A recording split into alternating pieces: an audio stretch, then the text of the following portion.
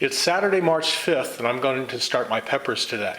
So I've already made my starter mix. It's 4 quarts of peat moss and a pint each of worm castings, vermiculite, and compost. So the mix is out of the Mini Farming book by Mark Beckham, and I'm using that book as a guide for the season. It's all about using intensive agriculture practices to produce as much as you can in as little space as possible.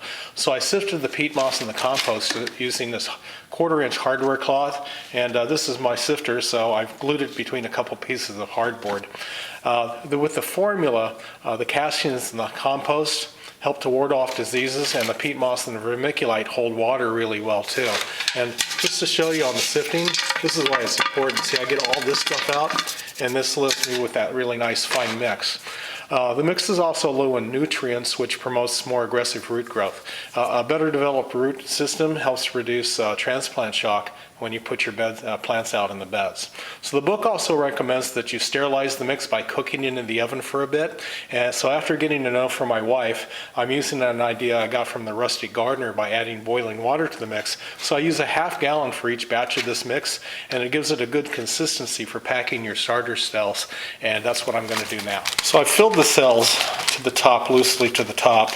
Now what I'm doing is I'm compressing the soil, and what I want to do that for is by compressing it increases the density of the nutrients, and it reduces the need for fertilizing, or maybe eliminates it even. So in my gardens that I'm going to plant the peppers in this year, I have room for 48 plants, and these are all seeds that I saved from last year's peppers, and I have 8 different varieties. So what I'm going to do is plant seeds in 9 cells, and I'm going to put 2 or 3 seeds in each cell.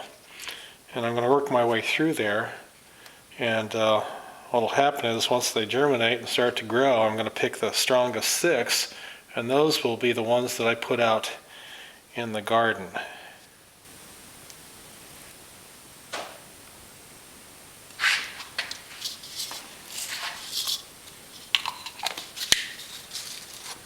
Now that I'm done with this, putting the seeds in the cells, what I'm going to do is take 1 rounded teaspoon and put it over the top of all the seeds, pack it down just lightly, and then I'm going to get to watering it.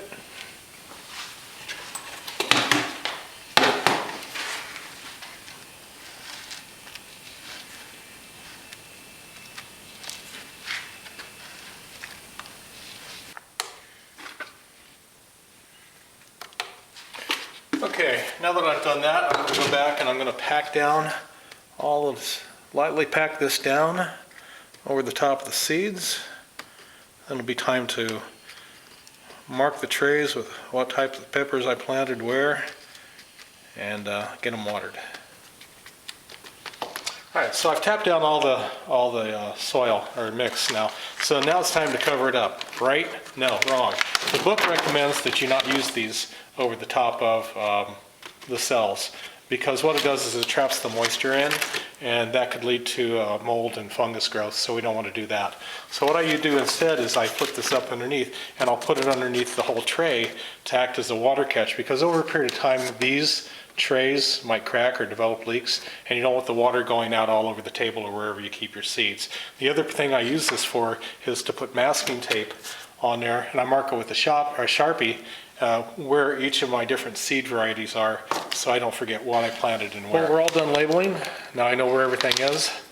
Next step is to take it inside, put it in the windowsill, and watch everything sprout in a few days, and then next step will be to transplant them when they get big enough. Thanks for watching. Talk to you later.